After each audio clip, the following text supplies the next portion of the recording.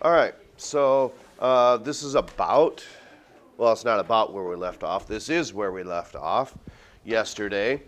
So with 3 layers in, you could say basically any shell, but probably the most common one that you could relate to is that of the bivalves, which are clams. And they say mussels or mussels. I really don't know. It's one of those two, I'm sure. So what are those 3 layers? Hold up. You find my deal and then I can tell you. Okay, well, how about you try to tell me without your deal? Okay, we're just looking at it, I bet. Yes. There's a nacreous layer, a prismatic layer, and a peristracum. Okay, so who is on the outside? The peristracum, that's right. And then, and I can't remember, I don't think we really need to classify it as 3 layers like we did that of the cnidarians last chapter, where you had the inner portion in the gastrovascular cavity, you had an endodermis, a mesoglea, and an epidermis. In this case, let's just go with 2 layers. And as you had correctly identified, the peristracum is on the outside. So then that must mean this nacreous or nacreous layer and prismatic layer are on the inside. But I wouldn't say structurally, I suppose you could say structurally speaking, but more so its chemical makeup. How would you know the difference in describing that? Something about it, they're both calcium carbonate, that's true. But one of them is more thick, the other one is more thin. The prismatic layer is thicker. And maybe one way to keep that separate is when we say thin or thinner, that's got an N in it. So since it's got an N in it, that must be what's your best stab at that layer? Because like I said, I'm not sure I'm pronouncing it correctly either. Oops, I went too far. It's not cooperating here. What is your best guess? I'd say probably nacreous. Nacreous? Okay. So then, again, I think a good way to keep this separate, this calcium carbonate, which is this protein matrix, I probably should say that too, it's got an N in it, so this is the thin matrix, unlike the prismatic layer then, which is a thick protein matrix. And I think that would be a good way of looking at that, and you could say, well, how can we make that presumption? Well, it's more densely packed in here, so since that's the case, it's going to be more thick as opposed to the nacreous layer? Nacreous, okay. And then, what is the major anatomical difference between an open and closed circulatory system? The difference now, not the similarities. Pressure is one, but why is there no pressure or lack of pressure in an open system? Because there's no things that connect the arteries and veins. Well, that's exactly right, but what are those called? No. Yeah, they're capillaries. And I don't know if we really need to add commentary. yeah. We're really joking. Huh? Maybe. Okay. You ain't eating nothing, little boy. So, Good. Close my computer. I know you want to. Bad boy. okay. So then, it's the lack of capillaries, because animals that do have capillaries have a closed system, which means it's like you had correctly identified as pressurized. Okay, so now we start moving on to, maybe, if this wants to cooperate here. Okay? It must be, the battery must be getting low. It's not strong enough to send a signal. Okay. So here's our first class, the gastropods. Just like what we've been doing all semester long, we're categorizing these animals not just in a phylum, but their appropriate class then as well. And I believe there are 3 classes. Okay. We have gastropoda. Bivalvia is another class. I don't think we'll get to that today. And then cephalopoda then as well.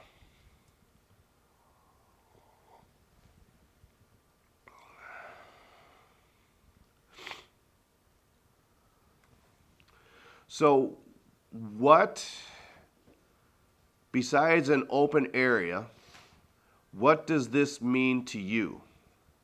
Mantle cavity. We spent some time trying to make a correlation with humans as opposed to that of some of these mollusks like Hold your clams. intestines in place. Right. So it's going to be something that would hold, and you could say intestines for humans, yes, but mainly digestive organs would be maybe the best way of looking at that. So there must be something that is dealing with digestion, like you correctly said earlier, within this mantle cavity. Okay. So what does that mean to you if that rotates 180 degrees? I don't even know, to be honest. To be honest. So look at it this way.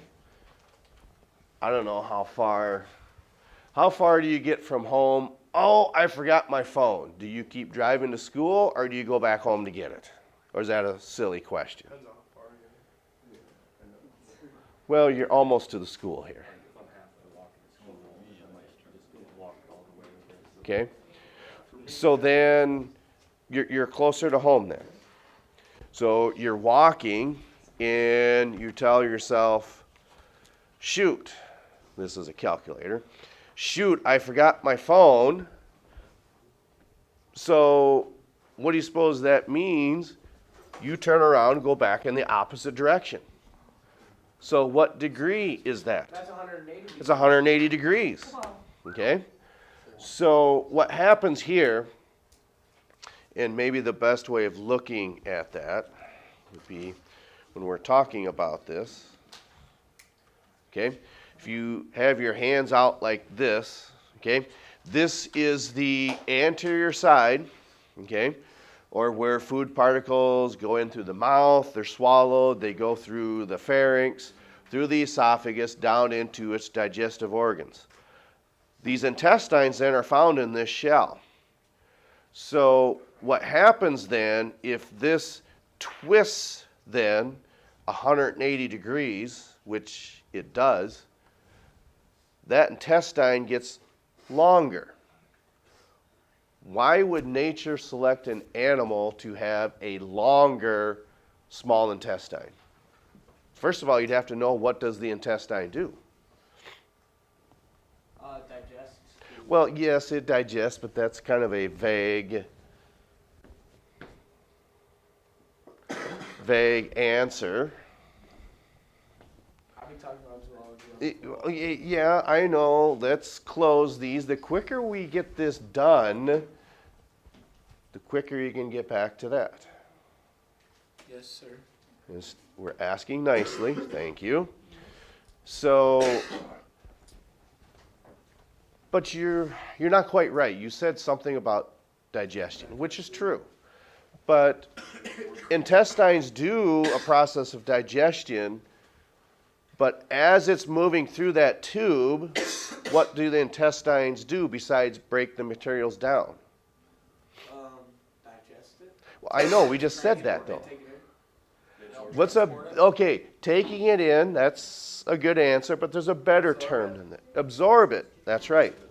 So the intestine's function then is to absorb materials. So if that intestine is longer, well then it just gives that opportunity to actually extract more materials from its diet.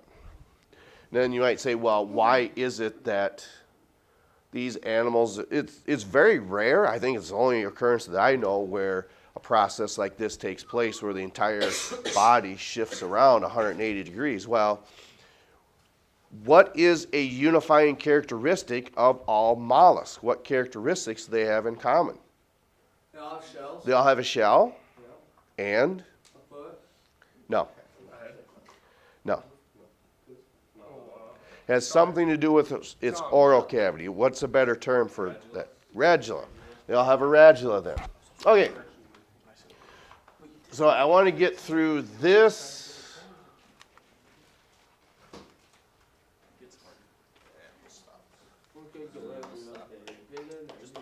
Okay, I want to get through this slide and the next, and that would be it for today. Then we'll save the rest for next week. So look at what it says. The exterior opening of that, or the anus, and the mantle cavity then become anterior because it twisted around 180 degrees. And because of that, because these digestive organs are within its shell, that's probably why this is the only animal that nature selected to do that. Wait, so they just twist inside their shell? Yep, that's correct. To increase the length of their intestine. That's why we said, what's the function of these intestines? Well, you said to absorb materials. That's why.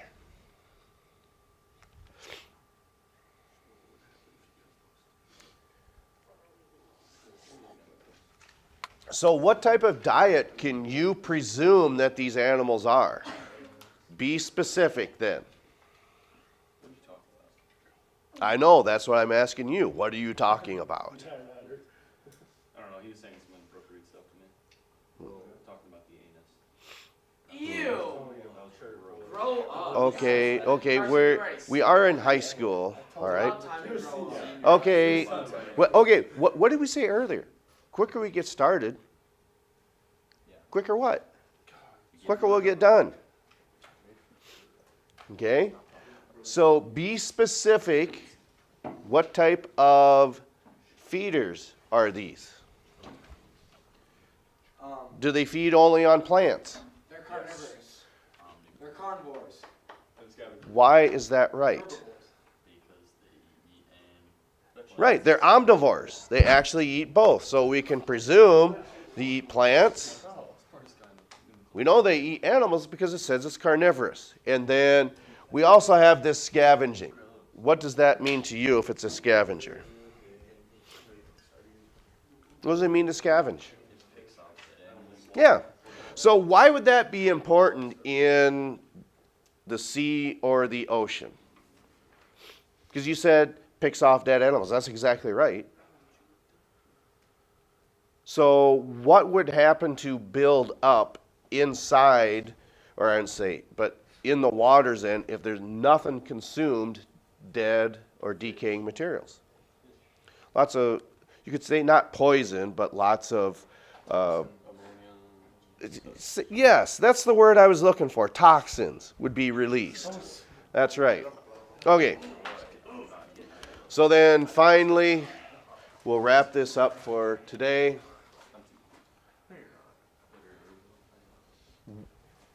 I don't know if you have to write all of this, but I want you to think about this point right here is very important.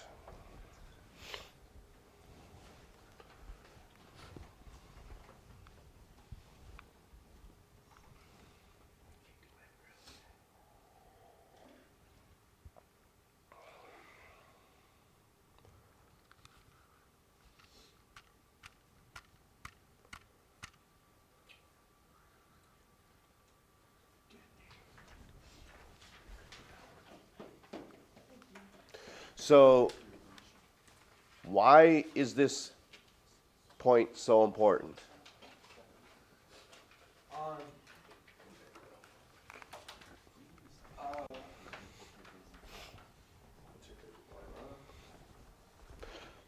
So here's your clue right here, because if you know what this means, then you're going to know what that means. What does this mean?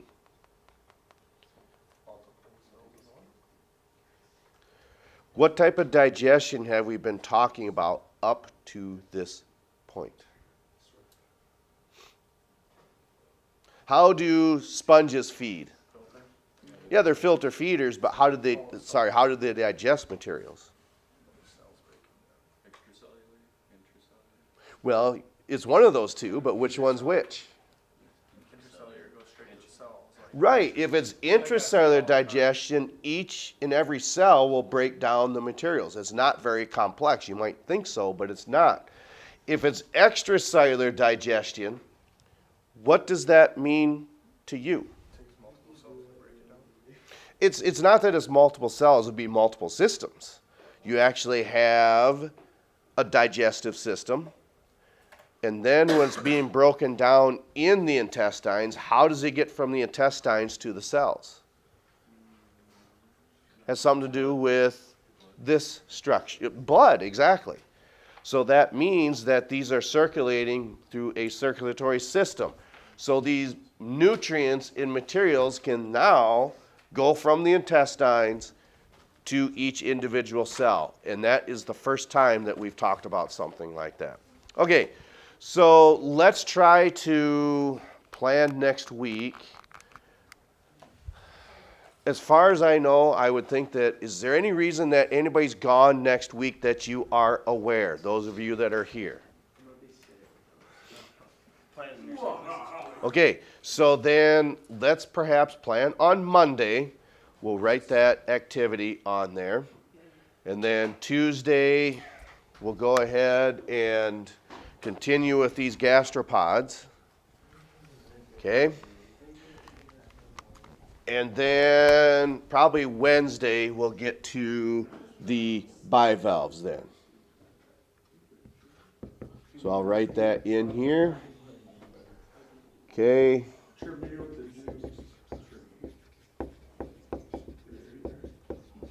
So activity on the 21st. Okay, then I would picture Friday the 25th. We'll have vocab quiz, chapter 9. Okay. We'll probably assign some of your papers next week. So that's all I have. We'll catch up to you next time.